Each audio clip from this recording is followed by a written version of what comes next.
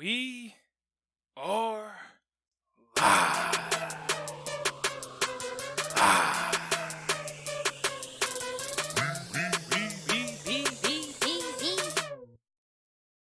We want the gold, sucker.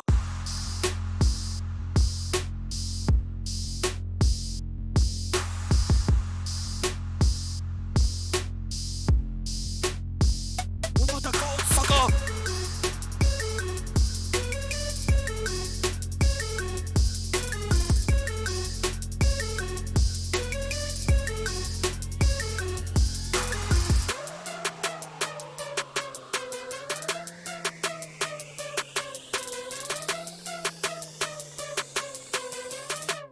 What is up? Happy Sunday to everyone who's listening to this. It's your boy Sage the Mark. It's Real Wrestling Podcast coming to you live, episode 138.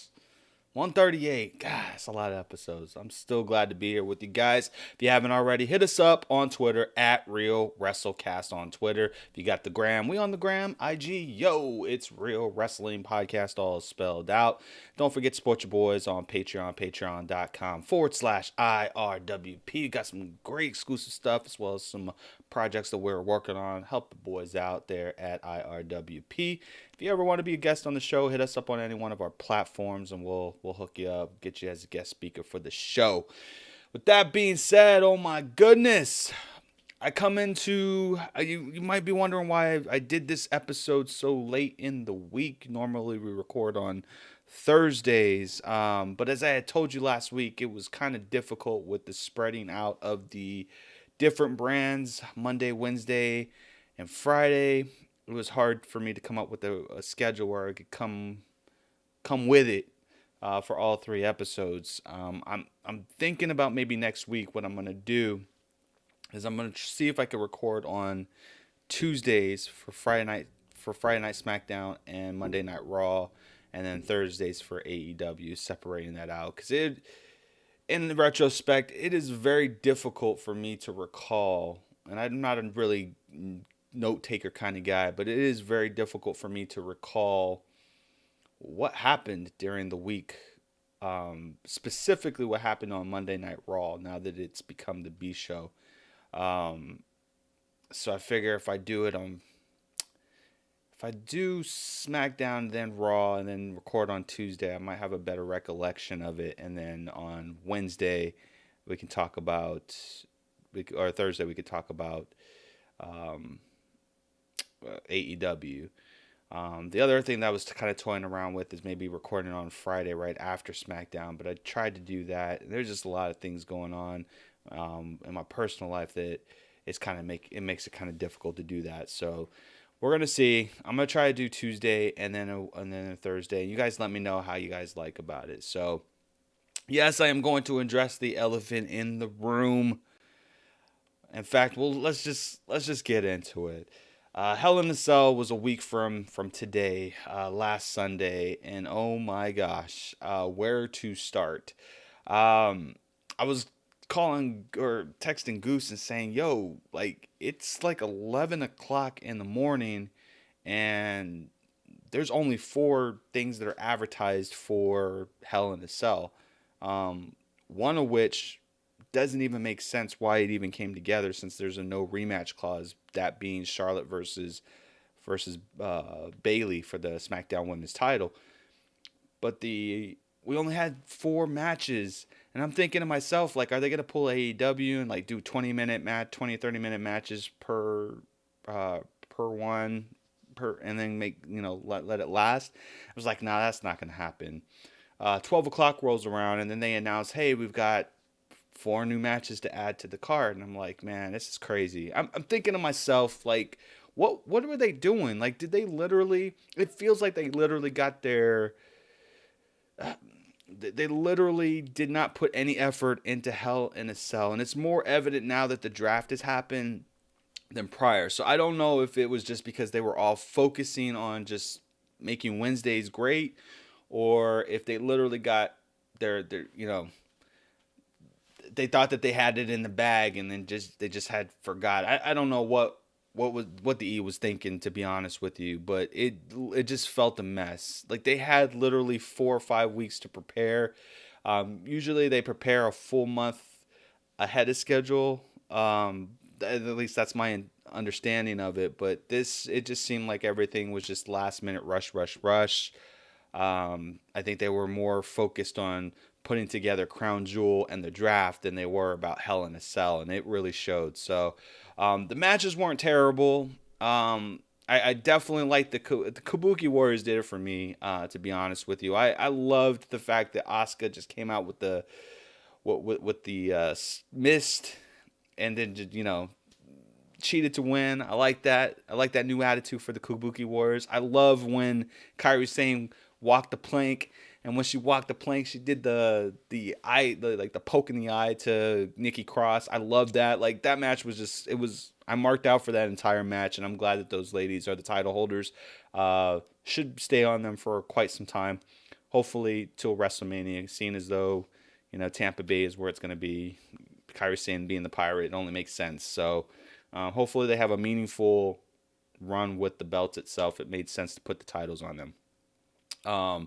The Becky versus Sasha. I mean, that was a really good Hell in a Cell match. I enjoyed it. I thought it was really well done. The best out of the Hell in a Cell matches that were there by far. I loved when Becky had put the kendo sticks and between the chairs to kind of prop it up, and then put Sasha up there and did the drop kick spot. I thought that was pretty cool. They took a beating in that cell, and it really showed that they put effort into it. Don't know how to feel about Sasha not winning the belt. I'm not jaded about it. To be honest, I'm not jaded about it. I am concerned post the draft, which we'll get into later, like what the net rationale between this whole Four Horsewomen women saga is going, because it just seems like again the decisions that were made on this pay-per-view was just like, it was like rolling the dice, and like and I just it felt completely off, is basically what I'm saying. So but I mean, not a bad match, but ladies did it well. Enjoyed Baron Corbin, on the pay-per-view too. I think that he's really come into his own with the gimmick of being the king. Shorty Gable, much love to them as well. But the match that everyone was looking forward to was the Bray Wyatt and Seth Rollins, and for the most part, it delivered, in my opinion. I thought it did well. I love the fact that at the beginning of the match, Seth got the kendo sticks and was hitting Bray and or the Fiend, and the Fiend just had no feeling whatsoever of any pain. And I enjoyed that, because he's supposed to be a freak of nature, and him taking those types of shots should have like little to no effect on him. And I thought that was a good character development in that ring. I definitely enjoyed the red the red lights on the cage the entire match. I thought that was a great touch to it. Didn't really need to explain why it was there. It was just, with Bray cutting promos, 3 weeks prior, welcome to hell. I think that was just a great addition to a great addition to the match, like aesthetically, a great addition to the match. I barely even paid attention that the bars were red. I thought that they did just a great job from a camera work perspective. The finish of the match is where most of us have the problems. The cage match, iconically, the cage match is like a no disqualification type of match. The only way you can win is by pinning, submitting your opponent, or getting outside of the cage. And I don't even think, maybe not outside the cage. Yeah, I don't think you have to get outside the cage. It's been a while. But the point of it is, it's really no DQ. Rope breaks can't help you. You can use whatever's inside the ring, outside the ring, under the mats, whatever. Pulling the turnbuckles off, like you could do the whole thing. This match, the 75% of the match, it was just great storytelling about Bray Wyatt, and then there became a point in the match where you saw Seth Rollins kind of turn to, um, he hit the first stomp. Like right before he hit their first stomp, it was just like a light bulb came out and it was like, oh, either the Fiend is gonna lose. Well, the Fiend's gonna lose. Seth Rollins is gonna beat the Fiend. He hits one curb stomp, and the Fiend gets like straight up, and I'm like, yes, this is what I'm talking about. Yes, this is great. Fiend just like overpowering him. I'm like, yes, keep going. And then all of a sudden, he hits another one, and then like we're looking, and he was kind of slow to get up. Seth pins him one. He gets up at one, and I'm like, yes, hope. And then he hits a third one, and then we're thinking, fuck, is this a Brock Lesnar finish? Is this what we're gonna do? He's gonna curb stomp him to hell and then win. And it seemed like they were setting Seth up, and I felt like they did it audible. I think that right after the third one, where he went down, like they were like, no, you know what? Instead of Seth pinning him because the crowd's gonna really turn, we're just gonna make this a DQ finish. I literally believe that that's what they said. I think this was an audible decision. But Seth hits like five, or I think it's after his fifth stomp and Bray getting up.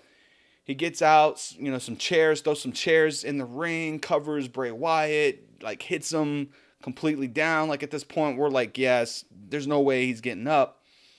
He gets like a toolbox and beats him with the toolbox. Tries to pin him. He gets up.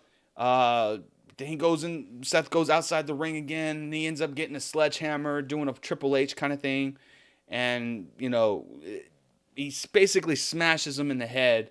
And then the ref just calls it. The ref warned him, "Don't do this. This is not you," kind of thing. And right when the ref started jaw jacking to Seth Rollins, you kind of knew that there was going to be a screw job finish somewhere or another. And my thought process of this whole thing after it went down, the ref called the match, I'm thinking to myself, like, what is the point? Like, literally, what is the point in booking these two at Hell in a Cell if, one, they possibly could be split from each other after the draft, but two, you don't reward Bray Wyatt at all? Like, if you're going to put somebody in the...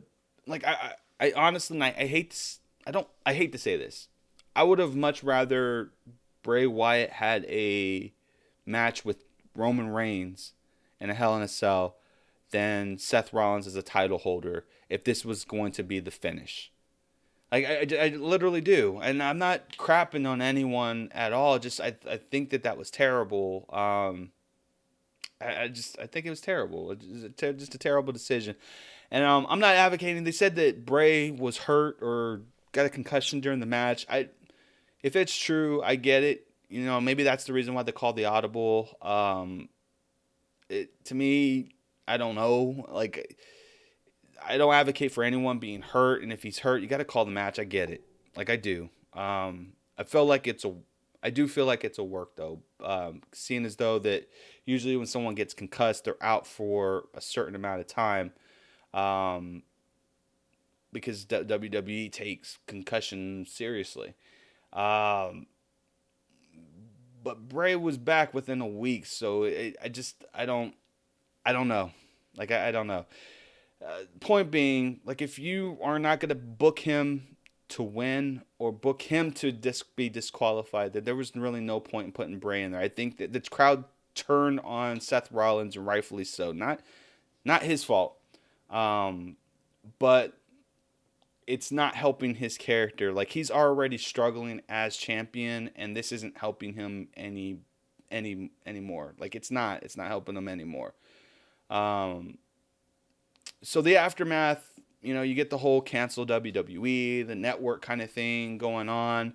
And usually it's smoke, usually it's smoke, and, people are still watch the next day and things like that. But, jumping into Monday Night Raw, during that entire show, Seth Rollins and Bray Wyatt were MIA, and the coverage of the actual main event was very, very like scarce. Like they were in damage control, in my opinion.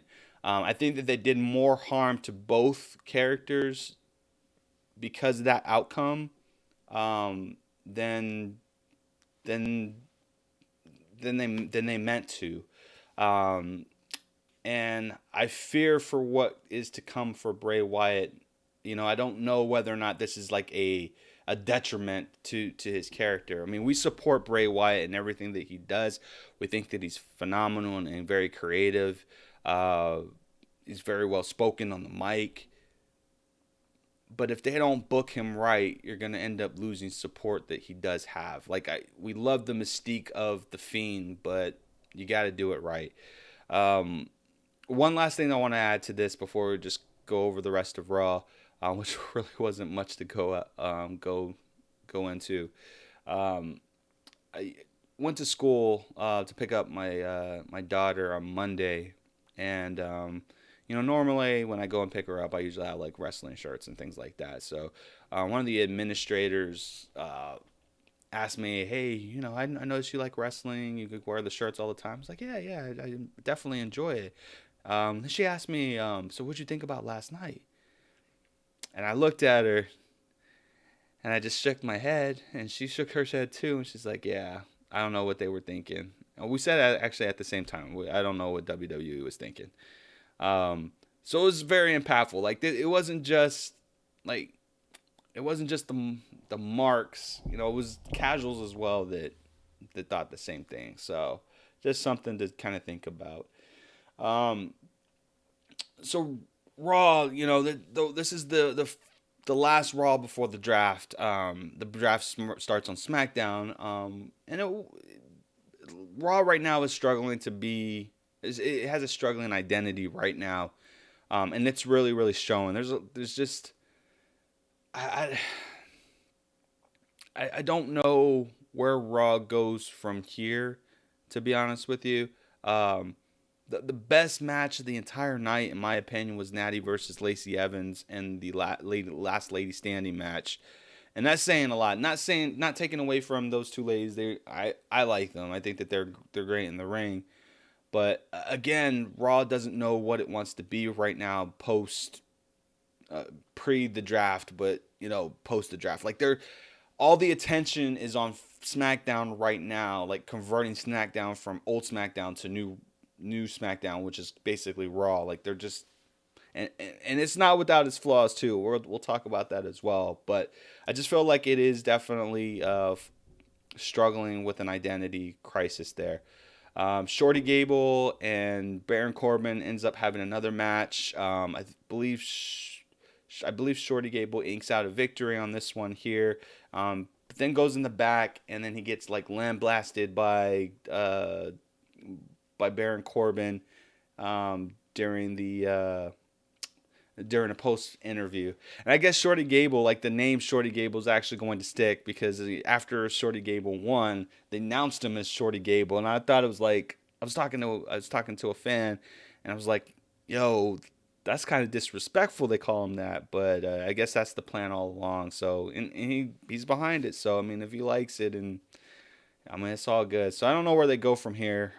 They ended up having another match on SmackDown, which had a different outcome.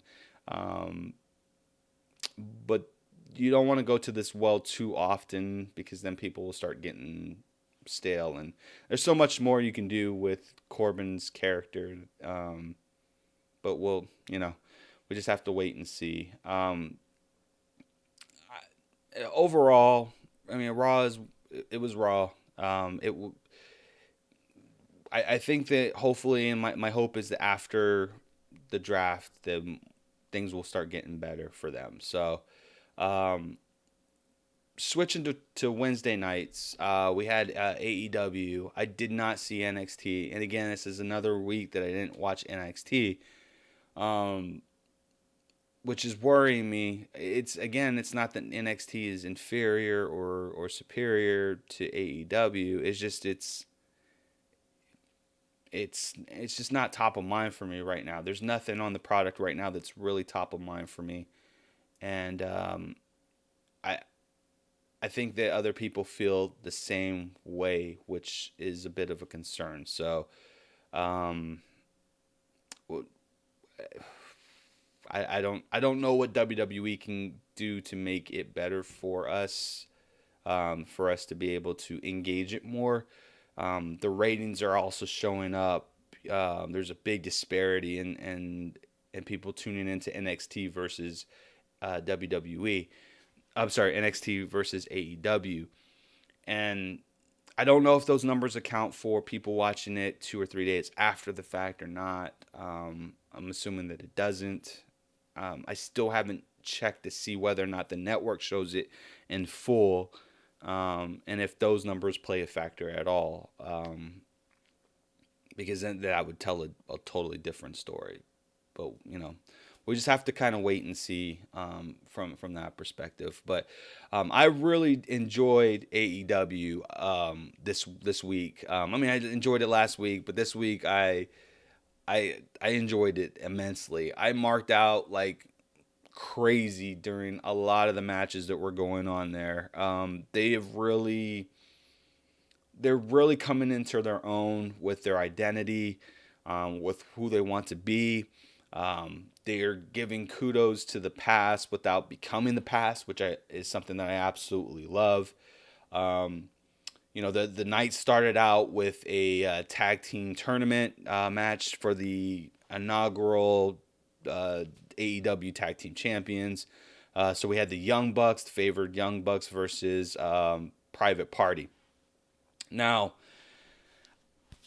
everyone keeps telling me that Private Party is like the real deal, and I've unfortunately haven't had the opportunity going into AEW to really witness Private Party at all because they were either on a pre-show match or they were on a paywall or pay-per-view where I did not subscribe to it and watch it.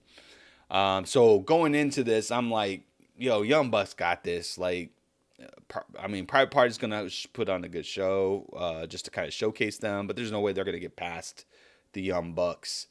Um, and this match, like right out of the gate, and I don't even know I don't even know their names yet. I'm pretty sure I will going forward. Uh, but I love the fact like you could draw parallels between them and the Street Profits and vice versa, but their act is something that's completely different than Street Profits first and foremost. And I know a lot of people will draw that comparison, but they're all about athleticism and kind of having a good time in the ring. And this match was just, it wasn't heavy on the spot fest, but man, like I was invested from the very beginning. The high risk maneuvers, the actual tag team maneuvers between the two, and I have to say, like when I was watching Private Party go, I was like, man, these guys remind me like so much of Harlem Heat when they first debuted in WCW. Obviously don't have the muscle and the height in the but they don't have to. Like they're their own people, but they just reminded me so much of Harlem Heat. And I love their setup, the gin and juice. Like that move is just it's awesome. Like a cutter from the top or cutter from the top. That's a pretty cool move. But yeah, like I was shocked to see Gin and Juice. Gin and Juice. See, that's what I'm gonna call them now, man. Gin and Juice. I was shocked to see them win, but I was so excited that they won. Like I want to see all of their matches in the past before they either get eliminated or win the championships, though. Actually, after they either get eliminated, because I don't want to get spoiled and see everything they have to offer and then come and see them and then be bored of them. But I have a newfound respect for them, and I love the fact that the Young Bucks, like the way that they put them over was great because you legitimately thought that the Young Bucks were going to win that entire time, and no, it just didn't happen. And Nick and Matt Jackson, man, I say this every time I talk about the Young Bucks. I was one of their most critical critical, and not rightfully so, fans when they were in TNA, when they first debuted in TNA. And I enjoyed TNA back then. Like that used to be something exclusively that I watched. I never bought into the Young Bucks itself. And I don't know if it was the get up or the type of moves or whatnot. And throughout this entire journey from them and Cody getting together and Kenny Omega and the Bullet Club, like, as a fan, I'm excited to say that, like, I was wrong about the way the Young Bucks are. And I had thought that I felt like they were going along the roads of like an Austin Aries in terms of like the backstage stuff and the politics and stuff like that. And it just goes to show you, like, what you see on the outside isn't necessarily what goes on in the back, and that's a great thing. And you can tell that these guys love not only wrestling, not only their own brand, but they're also invested in their talent that they bring onto this brand as well. So kudos to the Young Bucks. They get everything, all the kudos, all the smoke. Good job there. I absolutely love this match. I honestly think that this is probably the match of the year, if not a good candidate of a top 3 match of the year. Great freaking job, Young Bucks and Private Party. Way to hold it down there. We get Chris Jericho coming down the ring with his posse, and man, this was just great television. It goes to show how great Chris Jericho is, and if you forget, you're quickly reminded why he is the GOAT. If he's not on your Mount Rushmore, I don't know why not. Like, this guy, he talks great on the mic. He can work in the ring. He can put people over, and he can command the crowd. Like, he has the entertainer plus wrestler aspect of it. Has always had it. And yet he always gets overlooked as GOAT until he reminds you that this is the reason why he's the GOAT. So Chris Jericho, for now and forever, will be in my top 5 Mount Rushmore. One of the greatest wrestlers of all time, Chris Jericho, Y2J. So he gives us, long story short, he gives us the announcement that, he goes by one, everyone who's in this faction, then denounces them all as part of the Inner Circle. Like, that's the name of the faction, the Inner Circle, which I like because, Chris Jericho's not just a wrestler, but he's also, a rock star, and the Inner Circle is kind of alluding to those who are in that special group. And I like that. Like, I love it. The greatest part of this entire this not match, but this entire segment was when he gets to Jack Hagar, and kind of announces him, and the crowd goes, "We the people, we the people." And Chris Jericho's like, wait. And then he just comes out. He silences the crowd and says, "We the people" was a stupid idea made by stupid people and creative who didn't know it's done. It's dead. It's buried. It's gone now. And like, that was the shot bow across the world. I loved it. I thought that was great. That was something that was. It wasn't something that I think that was planned for him to say. It happened, and he did it. He delivered on the fly. He's quip thinking. Like, he's Chris Jericho, GOAT of all time, man, line of all time. And right after that segment ended, what's the t-shirt company from Chicago? Oh my God, what's the name of it? I forgot what the name of it is, but a t-shirt company that they all go through already had designs for the Inner Circle, like, ready to go. Hit that plus button, and it was crazy. Like, they know how to market. Like, they may not have the machine behind them, but damn, they get it, and they know how to do it, and that's very, very impressive. I absolutely love it, man. Those guys, they, they crack me up, man. I'm definitely enjoying the way AEW is going down. Um, so the women's division, we ended up having a four-way or a two-on-two mixed tag, not mixed tag team, a Frankenstein tag team match in the women's division. Britt Baker, Brie Priestley, Rojo, and I forget what the other lady's name was. Rojo and Rojo and Britt Baker ended up winning. Britt Baker hit the mandible claw, kind of.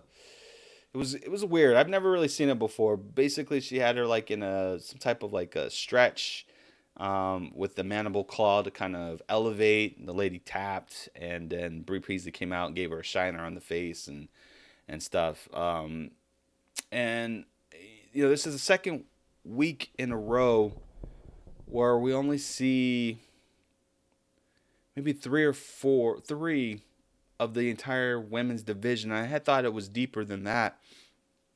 So I was going through and I was trying to find out what happened, like what's going on with the women's division right now.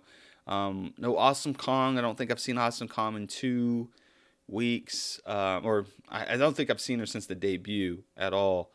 Then Kylie Ray I thought was supposed to debut as well, that last week, and then I didn't see her this week, and I thought something was going on as well.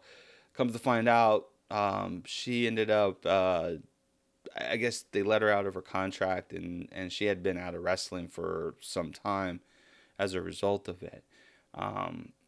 And apparently her social media is all gone, and she just kind of went missing, kind of went dark.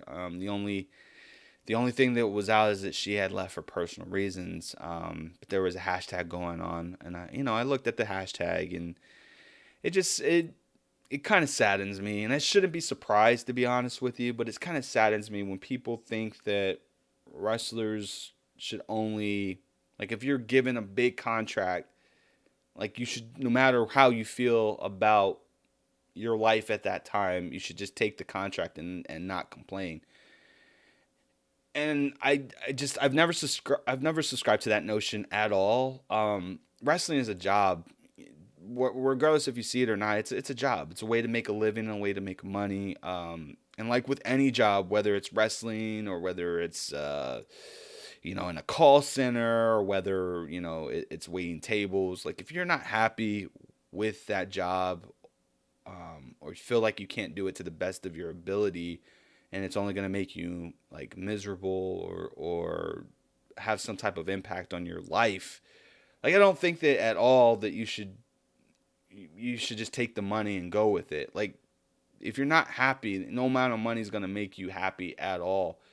And we as fans, like, have to put ourselves in that shoe. It's not about the money. Like, the moment that you let the money take over, like, that's usually when the world starts colliding on you. There's so much expectations that you might not feel like you can live up to, which ends up, which could end up hurting somebody at the very end if you're not paying attention or if you're not focused enough.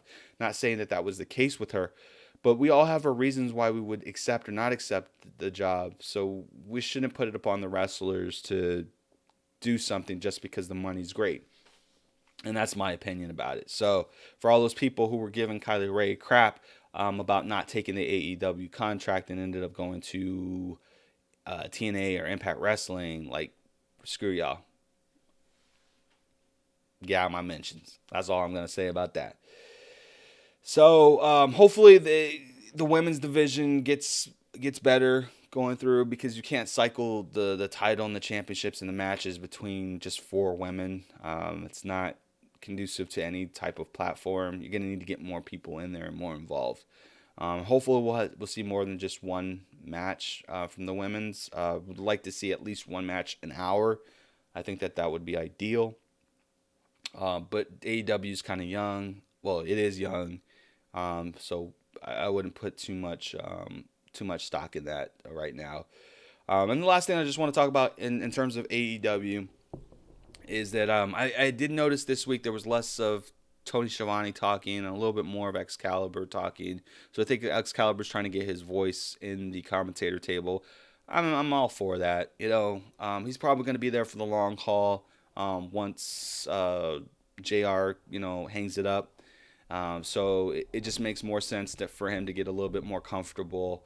But with that being said, I still think that Tony Schiavone should be taking more of the lead, especially over Jr. He just seems like he still has the passion for it, whereas Jr. I think he can do a lot more good in the gorilla position. That's just my opinion on it. I love Jr. But I you have to make the fans that are watching the show feel like they're important, and I don't get that from Jr. right now. That's not to say that it won't happen.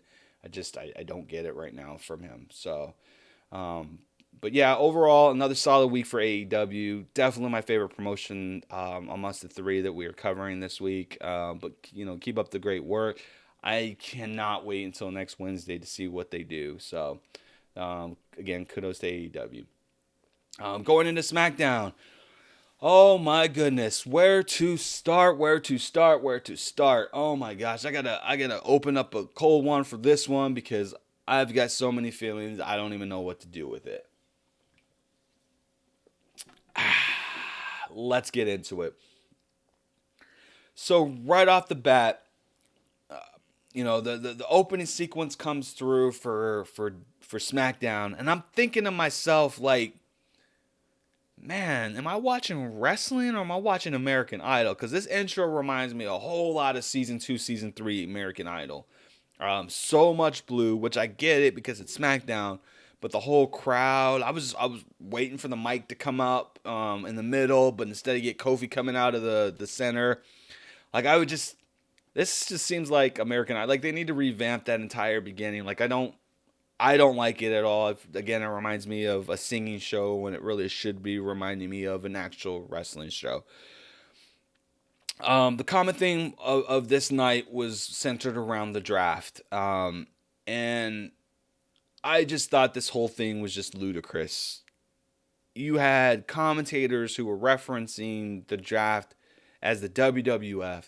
You had and this was both Saturday and Sunday. You had it on Saturday during the college games. They were on Fox. They were promoting WWF instead of WWE, which I thought was like crazy considering it was part of the network. But you had like the commentators from the NFL just literally legitimately not knowing what wrestling is, who the wrestlers are, who the current wrestlers are. Like it was very, very, very heavily scripted. Like, here, read from this and just stay within this line. No enthusiasm whatsoever. I hated the fact that they were panning to quote unquote USA and quote unquote Fox and the executive boardrooms between the two. And it was funny because in the USA boardroom for Raw, there was no USA emblems anywhere. It was just Raw. And when they were doing their whole geriatrics and kind of giving the expressions of being so excited and stuff like that, always see that one guy who was turning away from the camera and was just kind of smirking and laughing, kind of thing. At that point, you knew that these weren't real executives, man, and them trying to pawn it off as real executives was just a joke. I felt it was complete demeaning to the entire brand. I literally just like fast forwarded during those segments because it was so annoying. By the third time, I was completely annoyed by it. Like, get some real people who really watch wrestling, who know who the people are to do these segments instead of these people who are just reading from a script. I get that they want to make SmackDown feel and look like it's a real legitimate sport and everything like that. Like, I get it. But using commentators who don't know the product at all, acting like they know the product, is very demeaning and very disrespectful for the fans, in my opinion. We opening the show, we had Roman Reigns versus Seth Rollins, and this whole thing was billed as whoever's going to win this match gets the first overall pick for the draft. Draft rules are basically 3 for every one person on SmackDown getting drafted, SmackDown would get two. Um, so basically, it was a 2 to 3 ratio throughout the entire thing. So it's to be expected. Raw has 3 hours. And you know what I'm thinking? I wouldn't be surprised if Raw scales back an hour. Like all the star power feels like it's being sucked out of Raw and into SmackDown. So I wouldn't be surprised if they go to that formula. My only worry is that they take that hour and put it on the Fox. So they might be under contract where that's going to prevent them from doing that. But I could see USA scaling that thing back, like willingly amending the contract to do that if Fox plays ball as well. So it'll be interesting to see if that will ever come to fruition on Raw. But so the match, it was a pretty. Most of the match was basically them reversing each other's moves. It wasn't really anything of substance. At the end of the match, you ended up having the Fiend come out, and this is confusion number one. Um, I just I like the Fiend coming out. I do. I enjoy it. But you're giving them the impression that Seth Rollins is going to either go to SmackDown or Bray's going to Raw. And anything less than that, if that doesn't happen, anything less than that means that, to me, anything less than that means that Bray's going to end up winning the Royal Rumble and challenging Seth for the belt if he still has it by then. It's the only outcome that you could have in this if you're going to have a true brand split. And they're billing this as a true brand split, like back 2-3 years ago when the brands were completely separate. So if I don't know, we'll see how that goes. But they definitely, you could definitely see that in this Fox deal that the Fiend is omnipresent. Like he has to be there at all times. Like it's just that's what they want. And that scares me a bit because we could have some oversaturation. Like if we see more Fiend and less Bray Wyatt, that's going to be a detriment to the character, in my opinion, overall. So we'll see how the night progresses, but not very hopeful about this whole storyline between Seth and Bray Wyatt. So Kofi Kingston showing in the back. They don't really acknowledge him losing his belt. I think they make like one reference to it. But him and the New Day end up having a match with the OC. Not before withstanding, they cut a they cut a promo for breast cancer Susan Komen thing, which I got a little kick out of this, to be honest with you. So like one of the girls, the sister who wasn't the one who had the cancer, who beat the cancer.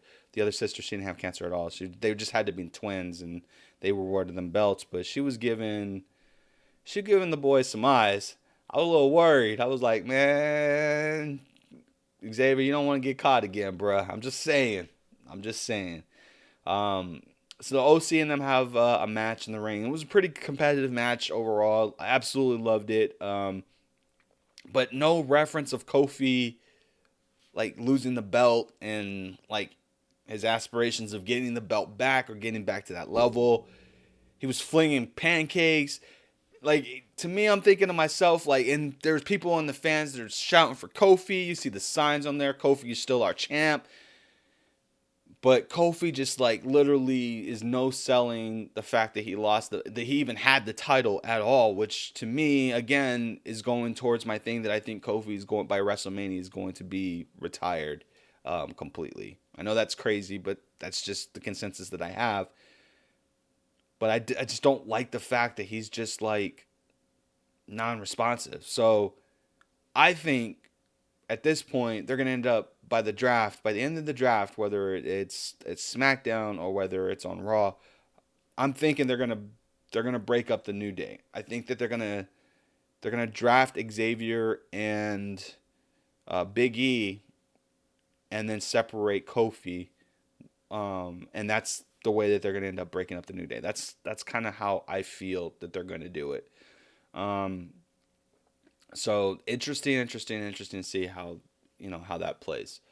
Um, the show ends in the in Bailey versus Charlotte, which one I like. I like the fact that they ended with the ladies and it was a championship match. I thought that that was very impactful. I think you're going to start seeing more in the upcoming weeks. You're going to see a little bit more of the ladies closing the show or having a little bit more time in the ring or more segments in the ring. And I think that's because they are going to be left off of the next pay-per-view, the Crown Jewel pay-per-view.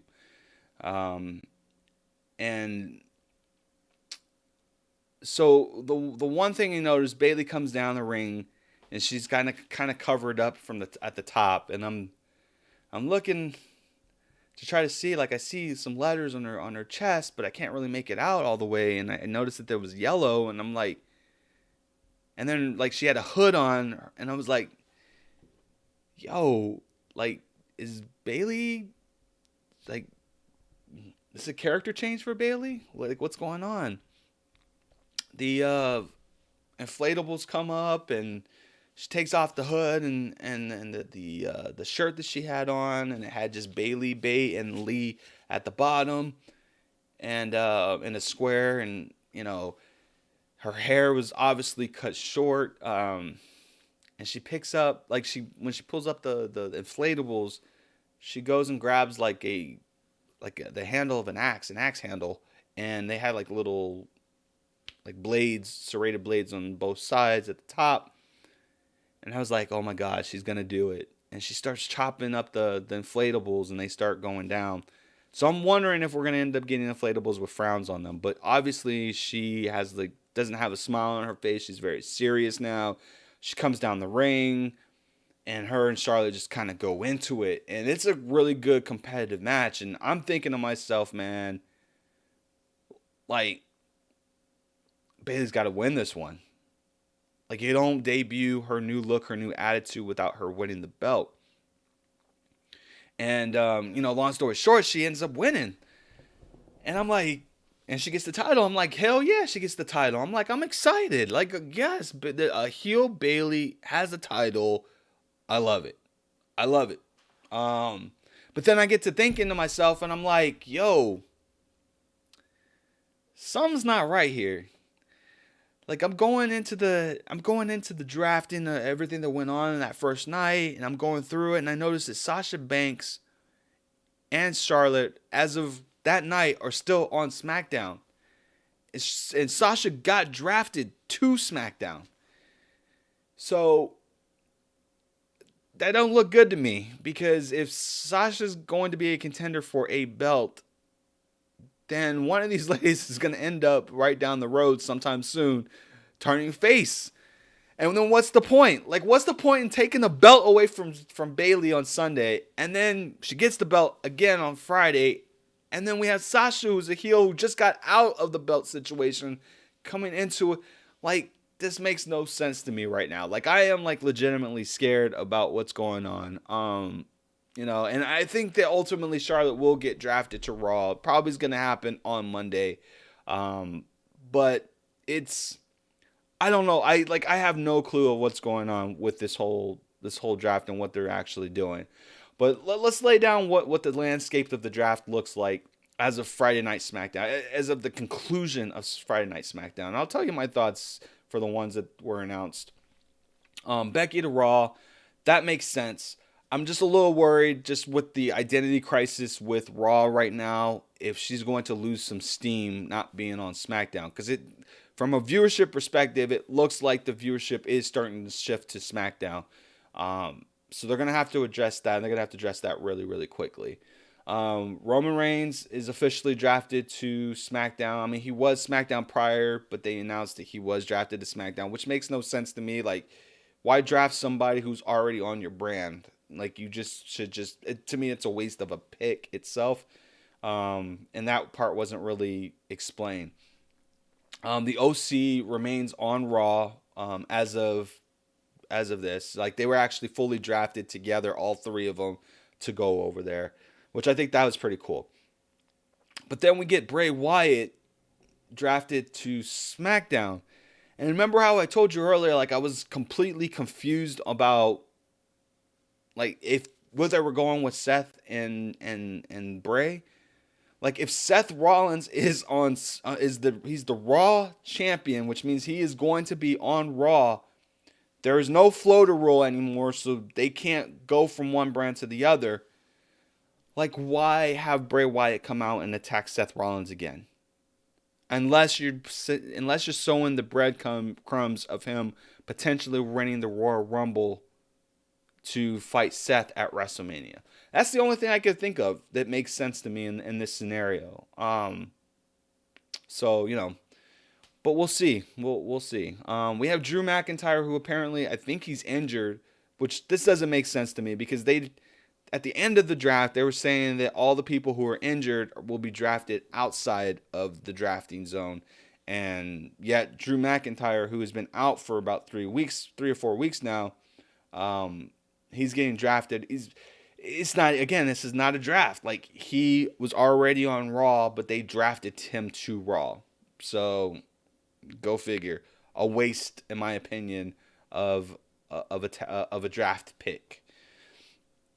We got Randy Orton. Randy Orton's actually switching to Raw. Makes sense. Most of the people that he's feuded with still remains on SmackDown, so switching him up to Raw makes sense. And then you could have, but we don't want to see him. I mean, I would say before Royal Rumble, Randy Orton and Seth Rollins is going to end up happening. And I know that we were all not a big fan of that previously, but here we are. We already talked about Sasha going to SmackDown. So, there's that. Ricochet staying on Raw. Again, he was a Raw superstar, drafted to Raw. They drafted him again. Again, to me, a waste of a pick. I don't get it at all. I don't know. Braun Strowman. We got Braun Strowman on Raw. He actually gets drafted to SmackDown, and I'm okay with that, to be honest with you, because Raw or SmackDown does need a big guy. Like they really do need a big guy. They don't have any at all, and it just makes sense for them to have it, especially if they're investing so much of their talent into SmackDown. To me, that was a good pick, a good pickup, a good move. We had Bobby Lashley. Bobby Lashley's remaining on Raw. He was a Raw talent. He's going to stay at Raw. Where do we go? Where do we go? Shout out to Tinus Clutch there at Mixer. Thanks so much for joining us, man. We greatly appreciate it. The one thing that I didn't really understand is that they had Alexa Bliss and Nikki Cross, both are Raw. They were drafted separately. I don't get that at all. Like if you're going to draft them at all, you should have drafted them together. And I guess because they don't have a stable name, that's the reason why they did it, or they wanted to give the illusion that, they're going to split up, but only to make, like, they were trying to put some type of drama to it, which I don't think you need to. I don't think you need to at all, no. Then we had Lacey Evans. Lacey Evans was on Raw. She's getting drafted to SmackDown. I'm okay with that. I think the SmackDown does a better job overall, or at least it did, overall building up the women. On Raw, they're mostly throwaway matches and throwaway scenarios and storylines, and I don't know. I just think the developmental from the women's perspective has always been on SmackDown. So having her go there, I think it's a good thing. And maybe we get her to turn face, because there's a lot more heel wrestlers now on SmackDown, heel women wrestlers on SmackDown than there are face ones. So there's that. Then we had Kevin Owens. Kevin Owens was on SmackDown. He switched over to Raw. I'm okay with the switch, but I think the Shane McMahon's going to end up coming back on SmackDown sooner than we think. There's nothing really that Kevin Owens will be able to do about it because he's on the other brand. So then we had the Revival. Revival is the SmackDown Tag Team Champions. They are on Raw right now. Like, they're drafted to Raw. So they ended up moving formally over to SmackDown. Again, a waste of a draft pick, in my opinion. You can't draft someone who's already the championship of that division. Like, it defies logic as well. What I think that they should have done is that if you hold the title belts, like, those are the only ones that have the exception to float between brands. Regardless if it's a brand title or not, I think that they should have made that the wild card rule, instead of just having three people at any given time going in between brands. I just to me, it's just silly. It's just silly. It's just silly. Natalia stays on Raw. She gets drafted to Raw. We got the Viking Raiders. The Viking Raiders end up staying on Raw, which that makes sense. Lucha House Party, formerly, and the thing is, the Lucha House Party is 205 Live. They have them billed for Raw, but they end up getting over to SmackDown. So I'm starting to see a little bit of a pattern here. For the exception of Seth Rollins, it seems like a lot of the Hispanic and Mexican talent is shifting over to SmackDown. We have Bayley. We have, as of right now, we have Bayley. We have Andrade Cien Almas. We have Selena Vega. See who else? Who else do we have? And then we have the Lucha House Party right now. So I'm starting to see I'm starting to see a little bit of a pattern here from that, and I'm not complaining. I just like the styles are so different, and if you have it just on one show, I feel like the other show is going to end up suffering.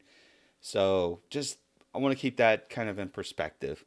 Heavy Machinery is officially staying on SmackDown. They were SmackDown. They get drafted to SmackDown again. To me, that was just kind of a waste overall. And the last pick of the night, which was no surprise to me because I had called it last week, the Street Profits officially get their call up to the main roster after doing promo work for the entire last 9 weeks. They actually get the call up to Raw, which is great.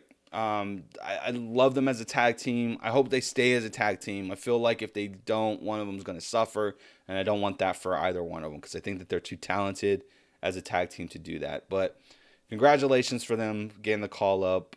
Especially congratulations to my boy Angelo Dawkins.